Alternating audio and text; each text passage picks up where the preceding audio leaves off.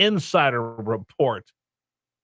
So we bring him on, and you never know what he's going to tell us about what's going on in Capitol Square. Joining us right now on News Radio WRVA. Hello, sir. Yes, here's the breaking news. Abigail Spanberger is looking for a new scheduler. Yeah, I saw this story. If you guys missed it, she went out, made an appearance, and everybody was there.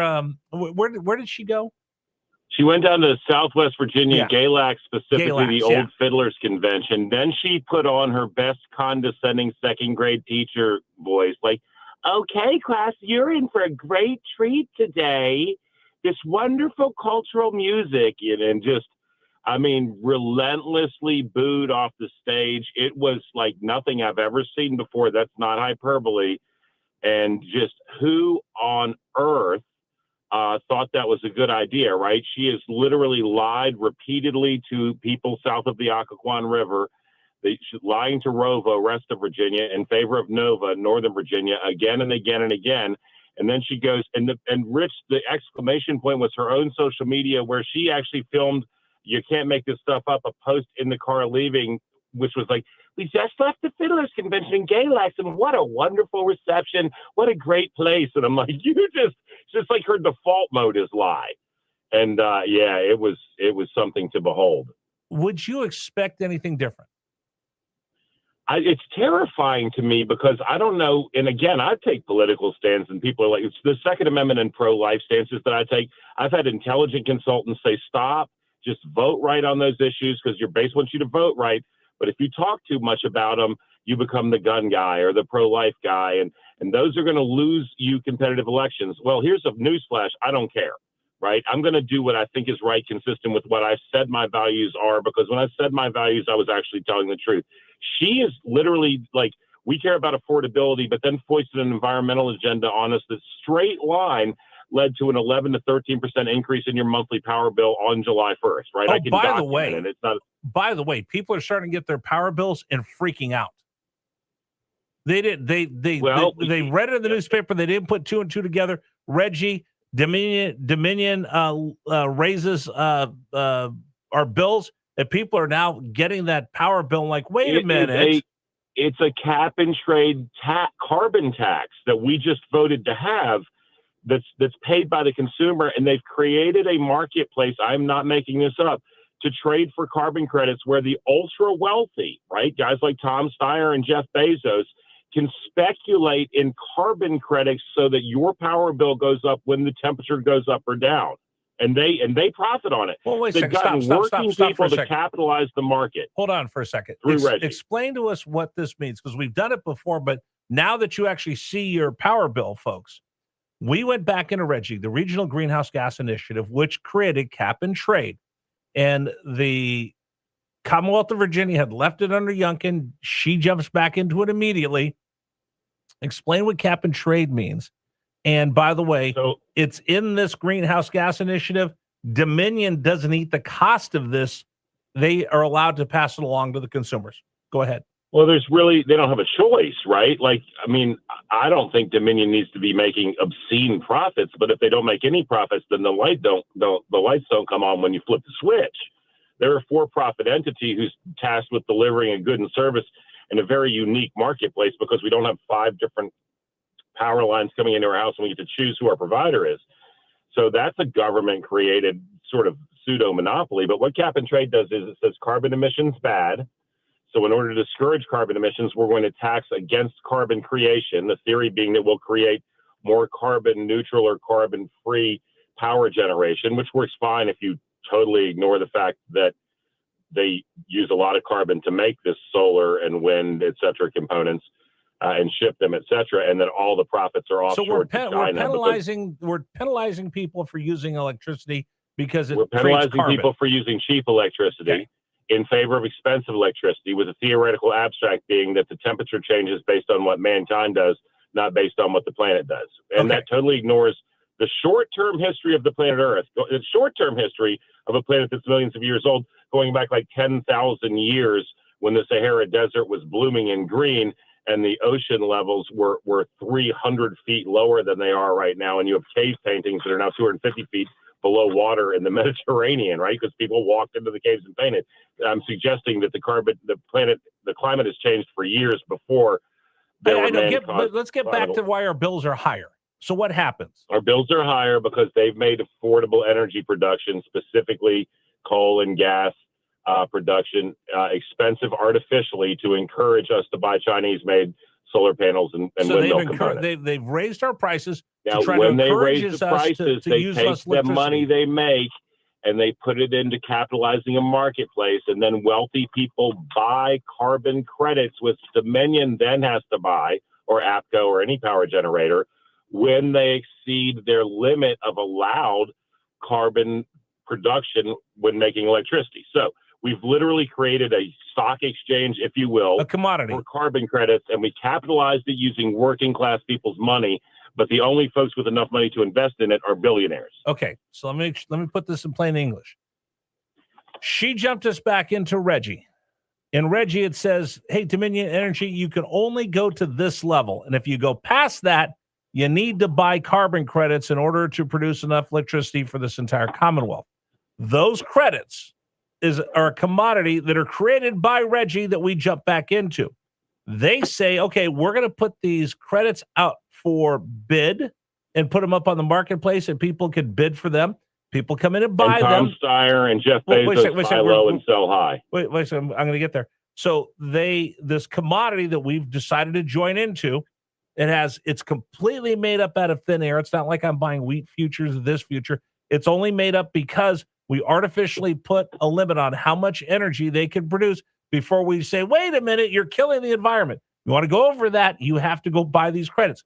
So these credits are put in this commodity place. They're put out for people to bid and buy. And again, I can't buy them. You can't buy them. We don't have enough money to buy these. So the Tom Steyers of the world buy them.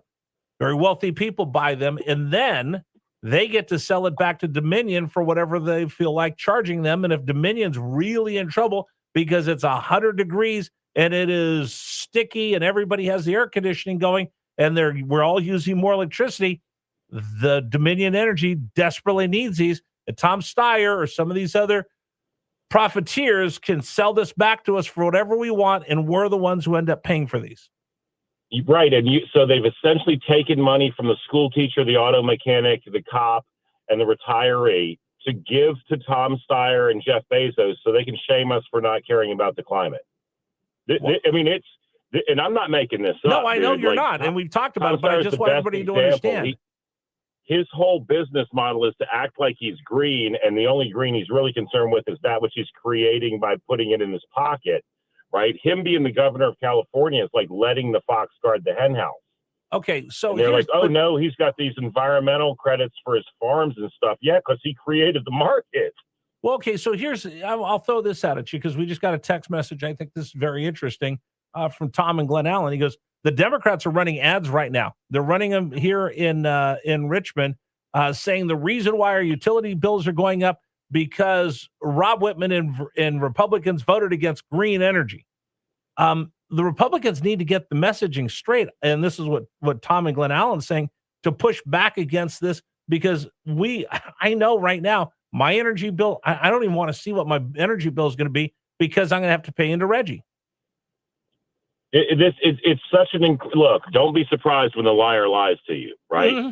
Whatever they accuse you of doing is probably what they're doing. Right. It's called foisting.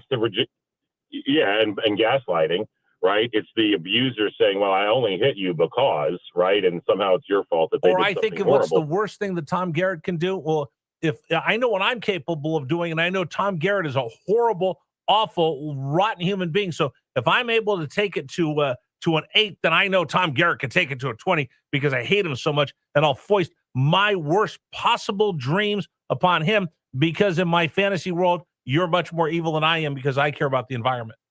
Right. And ironically, I literally can't think of a single person I hate. I got better stuff to do with my time. But yes, the hateful people do that. So but look, let's get back to Spamberger and Galax because I think I can tie this together. Okay, go ahead. She gets booed off the stage in a part of Virginia that clearly doesn't like her. I would argue because she lied to them again and again and again. And that's really cool and funny and entertaining. But here's the punchline. Galax showed up at 64% in the last gubernatorial election. So a region of the state where she got outvoted 3-4 to 1, if you take the surrounding areas, left a third of its votes at home. And then if you go to the April 21st redistricting power grab, where they wanted to silence the voices of all of ROVA, rest of Virginia, in favor of Nova, Northern Virginia, 45% turnout for that one. So the joke's on us, right? I mean, she's done this. She got booed because people don't like her. They don't like her because she lied to them. But they didn't do anything to stop the lies when they had the chance at the ballot box. And it's the same thing with Reggie and cap and trade and all these things. You know, take the time, inform yourself, and freaking tell your friends to vote, because we have the votes, the power, the voice, etc. And the only way we don't benefit from that freedom we were given is if we choose not to use it. And that's what I keep saying. But I think we've been told our votes don't count, our voices don't count. We were silenced. I'm telling you, your vote freaking counts, Herrera. Well, that's why. Why do you think I get up every morning? Honestly, that's why I get up every morning to do this. I mean, on Tuesdays you get up because you know you get to talk to me. Well, I get up extra early for that. I got to get prepared for this. But that's why I get up every morning, because our voices do count. And I've been told for the last 7, 8, actually I've been told longer than that. Hey, your voice doesn't count. Shut up. No, I'm not going to shut up, and nor should the people. Well, it's even worse, right? I mean, I'm going to go there because here you are, a black or brown person, right?